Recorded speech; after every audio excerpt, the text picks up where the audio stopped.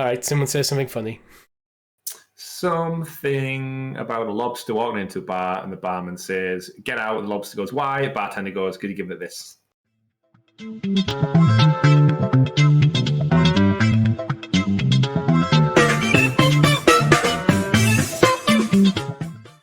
Hello, Internet. I'm Richie, and welcome to Sounds of Stadia SideQuest, the show where we take a step off the critical path and explore more of what the world of gaming has to offer.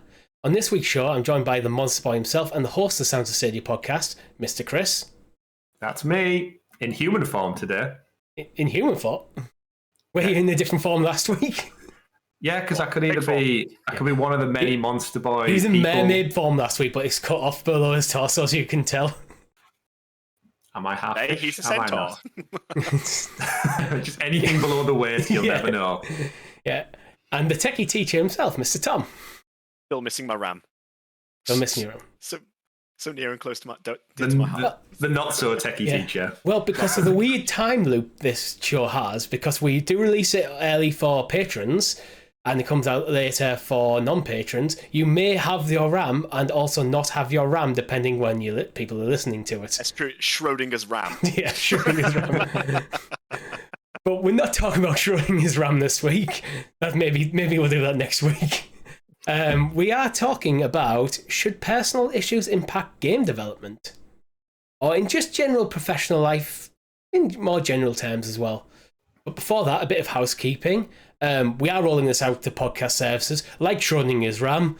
It may or may not be on your podcast service of choice. I've went through and done all the submissions, but some I'm still waiting to hear back from. But at the time of recording, it is on Amazon. It's on It's on Apple. It's on Spotify. It's on Pocket Cast. I'm still waiting to hear back from Google. So just bear with us on that one. Make sure you catch our other shows, such as the Sound Stadia podcast, comes out every Monday, where we break down the weekly gaming news, all related to Stadia. And we also have our Thursday night community streams, but also make sure you like this video, share it with your friends, and subscribe to the channel. And yeah, then to the topic. Into the topic. I'm guessing this topic this week, Richie's related to a certain developer who may or may not have pulled his game from Stadia this past fortnight. So the CEO of Relogic, Andrew Sprinks, has decided to pull Terraria. We did talk about this on the podcast already, due to his issues with Google.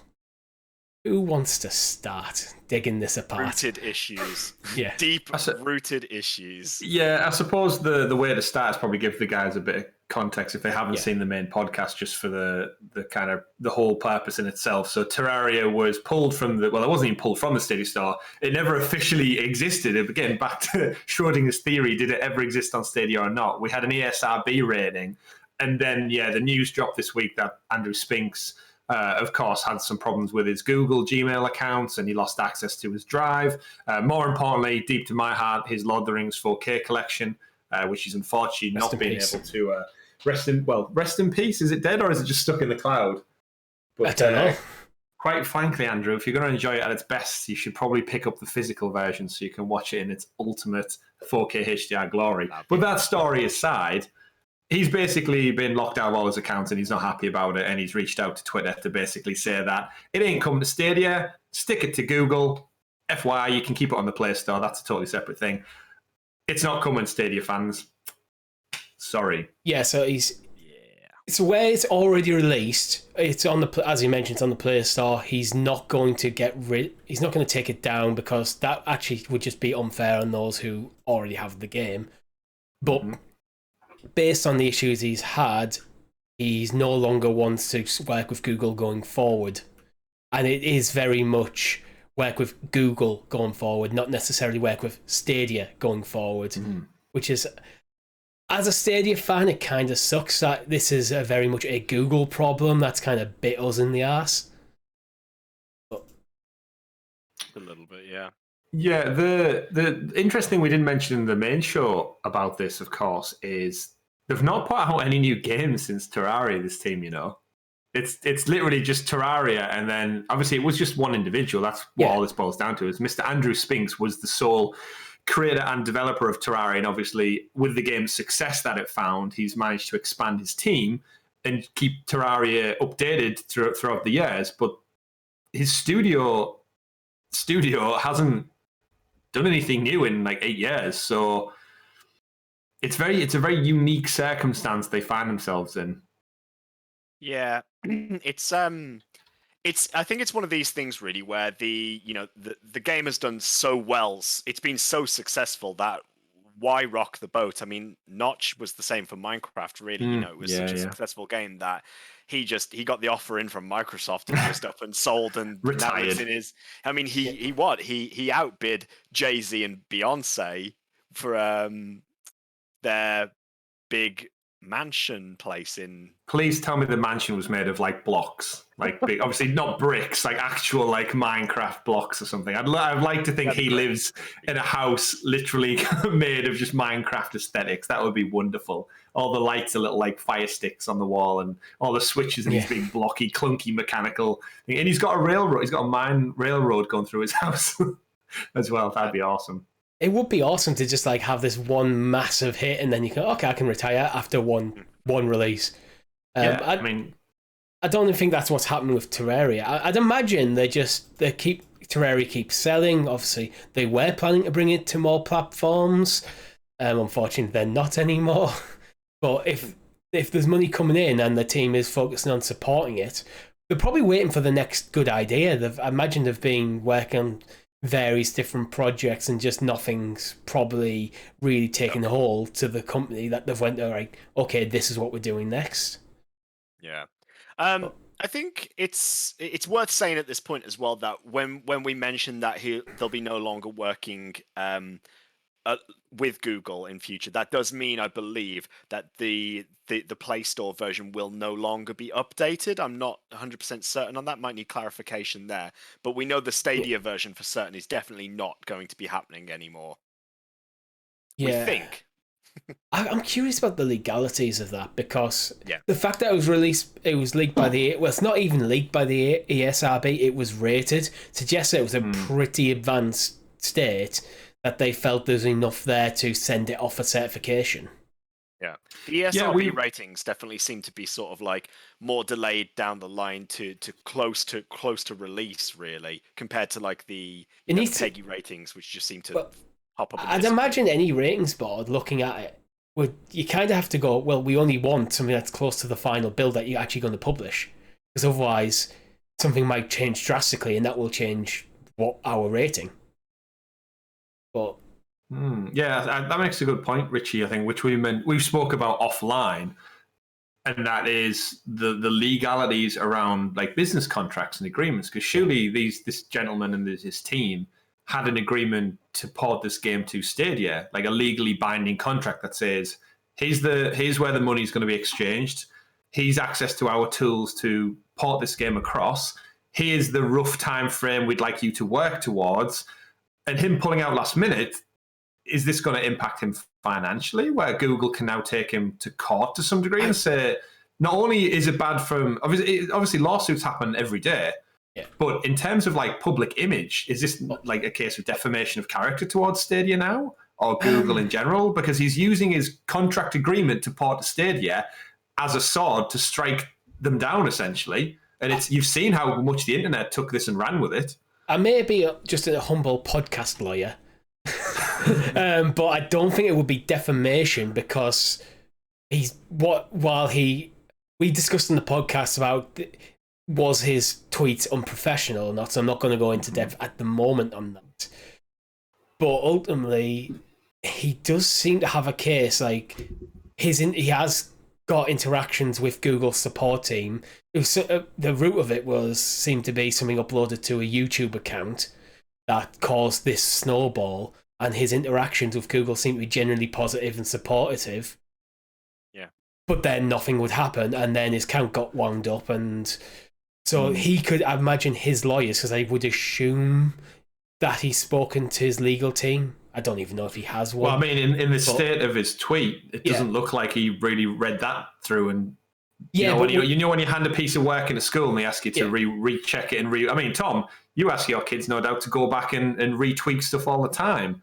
Absolutely, Chris, of course. So then him posting this on Twitter didn't quite seem like the official statement as we discussed on the podcast as you'd like it to have came across with that element of professionalism. It's very unprofessional in the way that it's written. I think that the tweet was a spare of the moment. He's annoyed. Something's happened. He's not getting the answers he wants. He's kind of lashed out a bit, saw red. But I'd imagine, because we know this has been going on for multiple weeks before his tweets, I'd imagine he's probably consulted with his legal team about contracts and stuff. And I could see him making pretty solid arguments that saying that Google's pretty much just deleting his account effectively and then not providing him any real support to get up and running would then constitute them being in breach of contract first.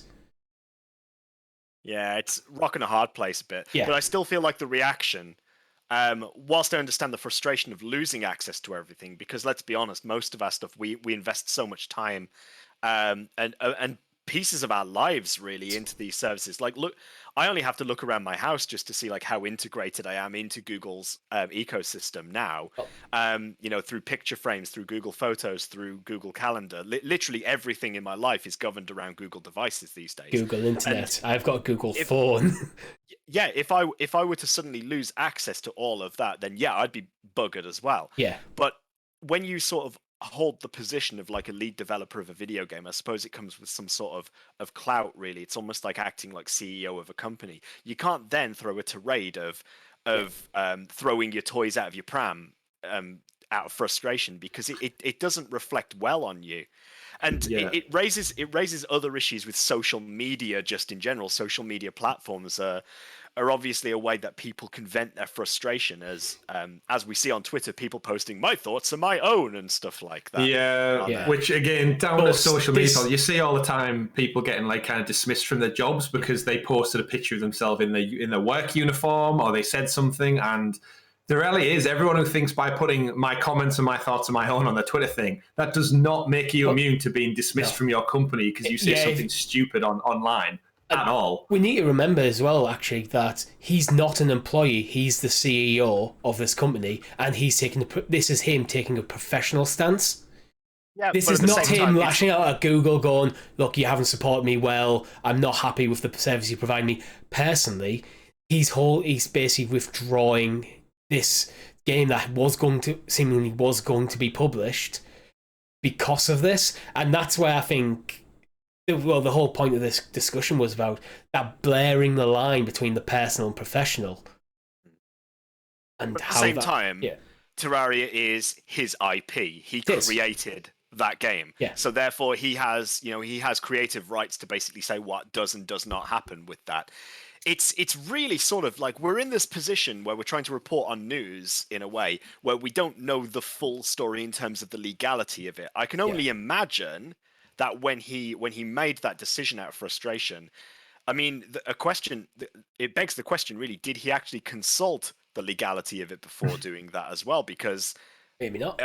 Like with the context of that tweet and the way it was worded, it almost makes me think that Mr. Spinks doesn't really go down that route, and he just sort of acts very brashly. I could see that being the case, especially we know Terraria started off as a one-man band. It was him. He was the company. Mm-hmm.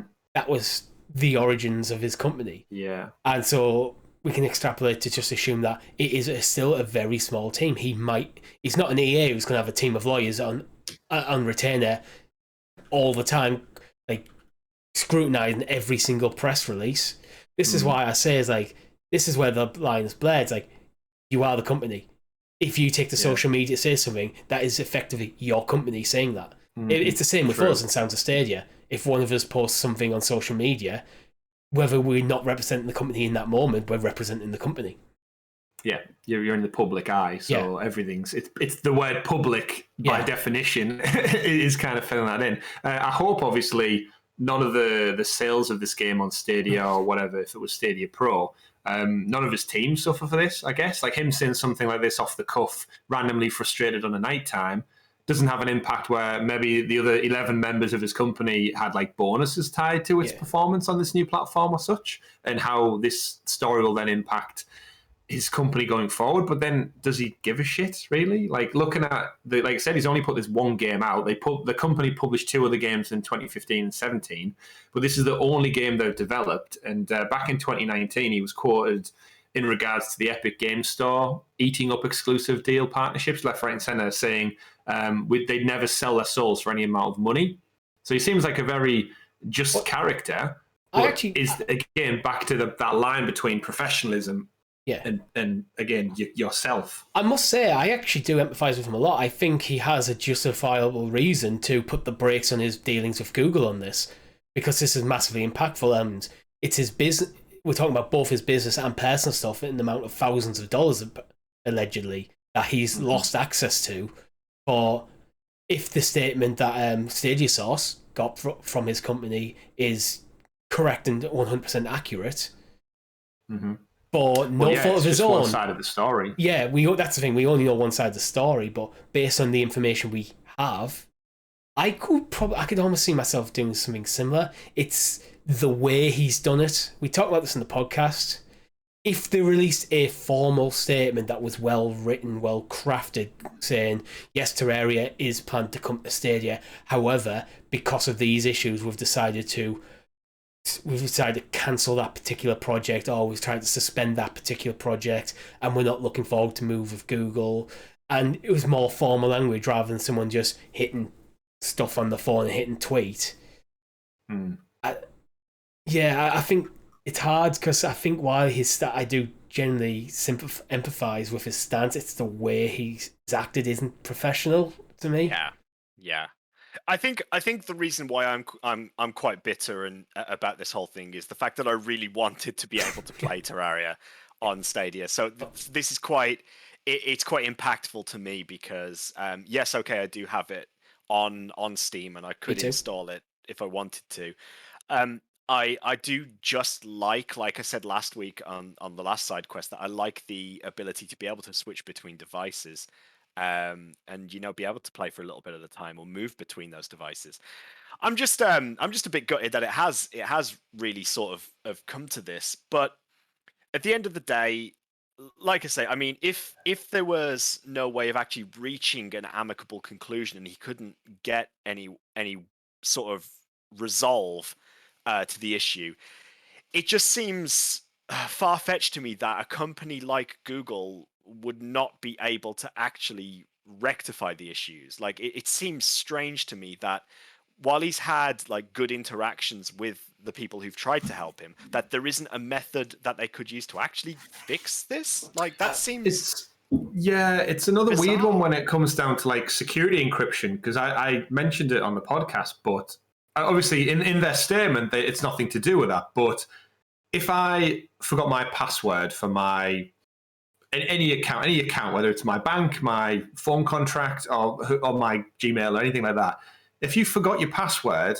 and you go through the remember password routes and you don't know your first pet surname or your mother's maiden name or what your first primary school, whatever it was you went to, if you forget those details, there is no out, right? Those details, it's your personal security for you to remember. It's your responsibility. Yeah. If I did chase up Google or my local bank or whatever, it's security for a reason. Well, data protection and passwords. If there was someone who had a magic switch that could just go, oh, sorry you forgot that, we've reset it for you. Well, actually, the thing is, where does security fall apart? I had a similar issue with PayPal a couple of years ago, and I never used my PayPal account for 6-7 years because it got locked. I couldn't find the password, too many attempts, all that sort of malarkey. Mm-hmm. But ultimately, when I got it working again, there was extra steps you could go through. It meant sending off things like photocopies of my passport, so for identification verification. But then there's obviously, I'm guessing it was a person in an office physically scrutinizing it rather than the algorithms.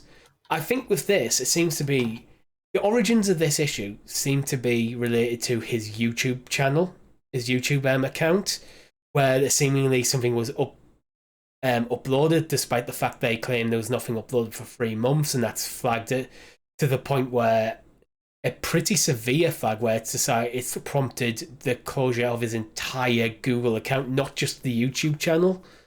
I wonder it's if there's something strange. weird on the Google backend which has caused a lot of problems and tied a lot of people in knots, because Google is a massive organization, and we're talking he's had things like problems with his Google Drive. Now, if we posted something not unsavory to our YouTube channel, I wouldn't have thought that would affect our Google Drive, apart from in extremely severe issues. But then they're both, him and from what they seem to quote, that Google agree that nothing was posted to the YouTube channel. So there's something weird going on. Question that either something did happen or something didn't happen. Yeah. Like in the first instance to trigger it. And if something didn't happen, why aren't Google able to resolve it? But if something did happen, then clearly we don't know the whole story. So it's just speculation, really. I'm just like, I just don't know. I don't, in a nutshell, I don't like the way that it was dealt with from a professional standpoint. And I don't like the impact it's had, because quite frankly, it's not affecting Google en masse. It's only affecting Stadia. Yeah. Because I don't think Google give two shits about one guy with a video game who's now going to not work with them anymore. Yeah. Because especially when they've already said that they're going to continue supporting where it's already released, with the versions that are already released. It's just the only thing this really affects is Stadia. Yeah. Mm-hmm. And any potential future titles that Relogic make or publish. The Play Store's not going anywhere. To add something to that then, so we're trying to, obviously from all this theorizing and stuff, we're getting, I suppose, our own interpretations of the type of character Mr. Spinks is, and how he deals with stuff and his business. And we don't know him. He's not a personal friend of ours, so who are we to sit here and critique his own kind of things that he wants to do? How do you two sit with the fact that not every, but many of the journalists that have picked up on the story, and obviously we've seen it on IGN, Kotaku, and it just adds more fire to the shit show that is Stadia, it would appear. How do you feel about them going about and retweeting these articles then after the fact? So there's articles here so basically when this story's been picked up by PC Gamer, IGN, he's now retweeting every one of those articles. My initial reading of the tweets were, putting aside what I think we all agree was unprofessional, was him running out of options to take things through official channels, going public to try and put pressure on Google to sort it out, which would then lean into the fact that if he's retweeting everything that addresses it, that's him amplifying the pressure he's trying to put on Google. So I do think I do stand by that. I think he's took to Twitter to put pressure on Google, but I come back to he could have done it in an official statement rather than I mean, I'm going to give you my take on it. I almost feel like it screams attention seeking a little bit, and it's almost like saying like, look, everyone's talking about me now. And it almost garners this, like, when people say this whole thing about like any publicity is good publicity kind of thing, it's almost like, does this now boost Terraria sales on he's getting a full SideQuest episode out of it. It will, yes, that's how it works. And then if it boils down to they resolve their issues, he gets his movie collection back, he gets all his Drive stuff back. Yeah. And then it does drop on Stadia. He's either going to get a pro deal sponsorship out of it, or everyone is probably going to go, yes, thanks for bringing this to Stadia, and tweet at him saying they bought the game, and hey presto, he gets another 2 years worth of basking the sun off his one title. So who knows? Yeah. Who knows? But I don't know. We can always read into things and stuff. Yeah, it's hard to know. It's like, I know it's never going to happen because it's not how Google operate, but I'd love to know the official Google stance on it, because we have his stance on it, and we have the official Google stance. And this, I've been talking, this solidifying my mind is, Tom, you mentioned like either something has been uploaded or hasn't. That's a critical piece of information. We only have one side of that argument, and we have his side of it that says nothing was uploaded, and he also claims that Google agree with that. But we haven't heard from Google to a confirmation that from Google to turn around and go, nothing was uploaded. This is an incorrect suspension of his account, and that we're having whatever technical difficulties trying to restore it, and we understand his frustration, blah blah blah blah. You know, the usual sort of "we're sorry" speech.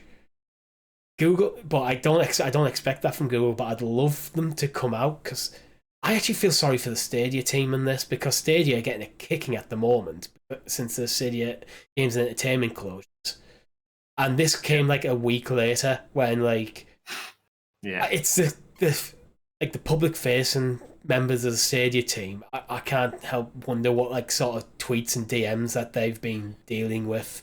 Like, we've probably only seen a sliver of it. Yeah, and that goes back to, again, how it was handled, and would have been a case of if he'd have just tweeted at one of the Stadia community managers, or one of the people who works actively for Stadia, or Phil Harrison. Hey, you've got one person here, Mr. Spinks, on Twitter, who I guess, if you bear with me a second, I guess he's got... I suppose he's not got that little tick next to his name. Sometimes, as you think, when the tick next to the name, you get two official channels and they tag each other and things on Twitter. It does a bit more to link up and network. But, he could have shared this story with someone surely more relevant, but in a professional manner of, look, we're trying to get this game. I'm trying to get it fixed. This game will not be ported to your platform unless... And then, but again, we don't condone people reaching out and throwing abuse to anyone involved. That's just petty and... I mean, I assume that he has reached out to whoever his contact at Stadia is, because that would be one of my first moves. It's like, look, this is a problem. This needs to be resolved quickly. We're about to launch a game on your platform. I'm not comfortable launching this game until this is resolved. I'd imagine that conversation has happened. But again, this doesn't seem to be... He doesn't seem to have an issue with Stadia specifically. He seems to have an issue with Google generally. And it's worth remembering that these are not the same thing. Yeah. I wonder how many people refuse to play his games after this. Like, make an equivalent stance. Like again, it's an old game, let's be honest. How many people just doesn't... It's not even a blip on the radar, but because of the nature of the story in Stadia, it is blown way out of proportion. I think the opposite effect is true. I think that once the name is mentioned, whether in a positive or a negative light, like for me alone, just hearing that it was coming to Stadia made me sort of yearn to play it again. So, the same sort of effect might have happened to a lot of people out there on social media as well. When they see the negative story in relation to Stadia, it might go, oh yeah, Terraria, I used to have a lot of fun with that game. Feel like booting it up and see what's changed. That kind of thing. I must admit, I've got it on Steam, and I was half tempted to jump back in, but ultimately I didn't. But I imagine there's an alternative version of me out there, you imposter, that did re-download the game, started playing again. Because you get these games that you haven't played for a long time that you go, oh, I forgot about that game. That's great. I'm going to play again. Indeed. So if this did come to Stadia, would either of you two buy and or play it? Yes. It's a no for me, but not for the reasons we've been discussing. It's just because I already own the game, and it's not my sort of game anyway. So I would. Like I said, the portability of it, and I've got good memories with Terraria, and I do think it's the kind of game that I can sit there and I can put hours into it just to almost just vibe and just chill too. Really, it's one of those types of games. Just vibe and chill. I did that with The Sims not long ago. Playing Sims 3. Special shout out to on Twitter, because I'm just looking at some of the responses, and if you want a bit of a laugh, you just obviously got to scroll down some of the Twitter things. Someone's replied to him in his article saying Alphabet is the worst, obviously relating to the umbrella company that owns all the Google things, and someone's replied going, yeah, fuck those letters, nobody likes them anyway. I'm much more of a numbers guy. Yeah, much more of a numbers guy anyway. But it's obviously not great. No, I certainly feel like bringing it back to the original question once again, to sort of tie a bow on all of this, I suppose, really. I think affecting game sales and distribution because of a personal problem is not the right idea. I appreciate taking a stance and people taking a stance, but I'm not fully comfortable with the way this is being dealt with. But that's probably from my own personal perspective, because it impacts me in a way that it's taking a title that I do love away from a platform that I also do love. Really, Yeah, that's my personal take. For me, my summary is that I kind of do see the stance, and I will probably be taking a similar stance. I'm going to put the brakes on this project until it's resolved. I don't like the way it was handled, personally. I think there's a much better way to handle it. And again, our friend over Stadia SOS reached out to them and got a pretty interesting, pretty nice statement out of the company, which reads a lot more professionally. And that's the statement they should have put out. Chris, any last thoughts? Yeah, do we think, I suppose do we think it will ever come to Stadia now? Do you think he'll go back on his word, or is he just planted in the ground? It's no matter what gets resolved, whether they give him the entire Lord of the Rings and Hobbit collection in 4K HD, will he ever come around and go back on his word if he'll never deal with Google again? Will Terraria 2 not be on the Play Store? I don't know. Will he switch to Hotmail? Like, what is his long-term plan for this stance? I think he's put a pretty solid, strong stance out there. I think it comes down to ultimately pride. Is he able to walk back from that stance?